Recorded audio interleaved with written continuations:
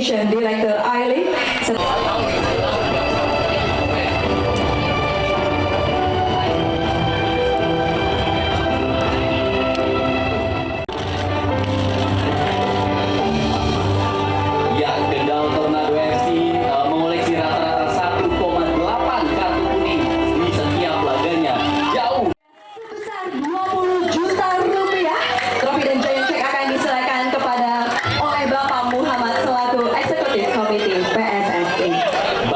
Penampilannya di musim ini menjadikannya salah satu ujung tombak paling subur di EVA Championship U19 2026. Selain trofi serta giant check akan diserahkan oleh Bapak Asep Saputra, Director Competition of Ireland. Ujung tombak bagi Persiku Kudus dengan torehan 7 golnya sejauh ini selalu menjadi pemain inti di lini depan bagi Persiku Kudus. Dia hanya absen sekali dengan akibat akumulasi kartu kuning di babak pendahuluan dan 6 diraih oleh Kendal Tornado FC. Boleh beri tepuk tangan yang meriah. Tornado FC. Mana medalinya? Tornado. Ini dia mau mendokumentasikan, mengabadikan Tornado FC. dia menjadi pencapaian yang akan sangat dikenang oleh para penggawa dan juga para Saputra, selamat sekali lagi kepada Persiku Kudus. Oke, happy.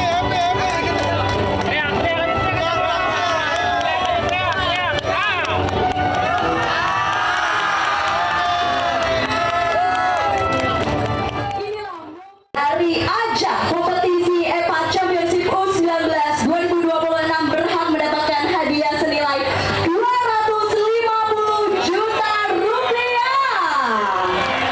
sebuah penghargaan yang tentu saja layak bagi sumber.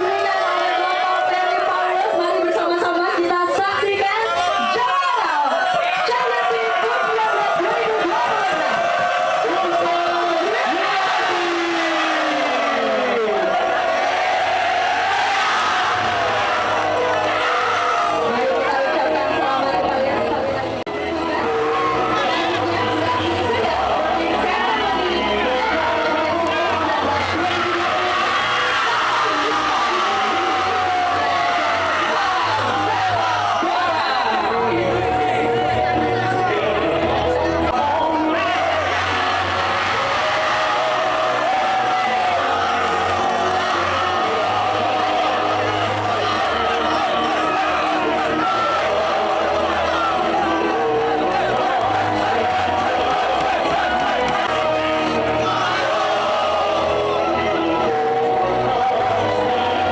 Alhamdulillah ya, dari awal kita persiapan menghadapi pertandingan sampai titik akhir hari ini kita berjalan alhamdulillah cukup lancar dan anak-anak juga sudah maksimal. Sangat bagus sekali ya, jadi anak-anak usia under 19 ada wadah kompetisi selain di EVA Liga 1, jadi EVA Liga 2 bisa menambah jam terbang untuk anak-anak. Alhamdulillah anak-anak dari kita juga di tim pelatih juga selalu menjaga yang namanya fisik dan kualitas tim dan kualitas permainan anak-anak dengan latihan yang rutin. Lalu untuk talenta saya lihat sangat luar biasa ya anak-anak untuk di EVA ini kualitasnya hampir sama, kualitasnya cukup baik dan sangat baik bahkan menurut saya dan layak untuk dipanggil untuk seleksi timnas. Ya pertama kita bersyukur lah ya alhamdulillah event perdana untuk yang championship dan kita lihat pertama sih apresiasi juga ya karena 20 klub berpartisipasi meskipun memang kalau kita bicara visi kita kan menambah jumlah main untuk semua klub dan sekarang di championship sistem yang kita gunakan memang masih sentralisasi. Tapi walaupun bagaimanapun kita tetap melihat ini sebagai sebuah step pertama kita untuk kedepannya continue di semua jenjang. Jadi ya kita bersyukur dulu aja kita selesai.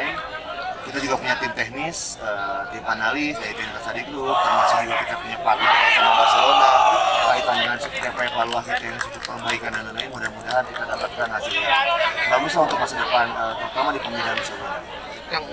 Ya jadi gini kan ini berproses ya, kita bertransformasi. Artinya di tahap 1, 2, 3 tahun awal itu kita fase transisi.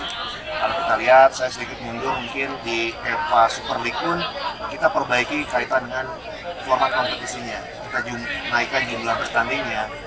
Para klub di EVA Super League selain memang dia nambah jumlah main, kita juga berikan travel experience-nya karena kan mereka akan menjadi feeder ke atas, termasuk juga akan beranjak profesional nantinya.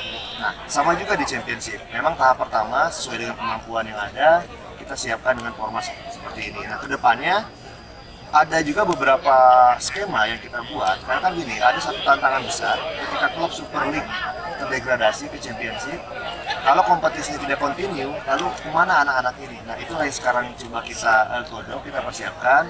Apakah memang nanti sifatnya tetap dengan pembagian Super League Championship, tapi jumlah kategori usianya kita samakan, atau memang nanti kita punya format tersendiri yang bisa saja menggabungkan. Tinggal kita bagi misalnya tier 1, tier 2 berdasarkan asesmen atas kualitas akademinya, lalu bagaimana juga prestasinya. Karena kan juga jangan lupa klub Super League, klub Championship, di klub Championship juga mereka menjalani aspek sportif, dan salah satunya dimulai adalah ini, ada youth development program yang ada timnya. Jadi memang kita coba mencari formula betul terbaik sehingga tujuannya kompetisi usia muda selain memang menjadi wadah dari tim-tim yang Championship ataupun juga Super League bermain, tapi juga menjadi feeder juga untuk para bakat-bakat muda. Mereka tertempat di kompetisi usia muda. Kalau memang ada berlian-berlian baru, mereka segera bisa dinaikkan ke senior. Iya, kalau untuk championship kan ini perdana ya, U19 ini. Tapi taruhlah kita mungkin benchmarkingnya adalah apa yang terjadi di Super League. Kan U16, U18, U20 sudah kita jalankan, dan tahun ini U19 Championship.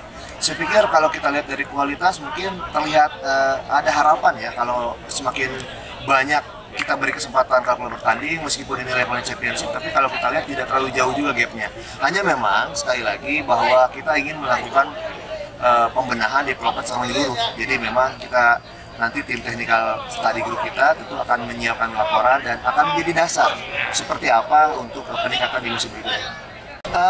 Ya, kita bicara mungkin sekali lagi kan sesuatu keputusan yang sudah disampaikan, sudah ditetapkan itu berdasarkan pengolahan kajian yang terstruktur ya. Artinya kalau bicara regulasi, inilah regulasi yang berlaku saat ini, dan kita sudah sampaikan musim depan memang belum ada perubahan. Maka kalau tadi concerningnya adalah kemanakah anak-anak ini akan bermain ke depannya, satu sebetulnya tetap dalam konteks profesional nilai kompetitifnya menjadi sangat penting.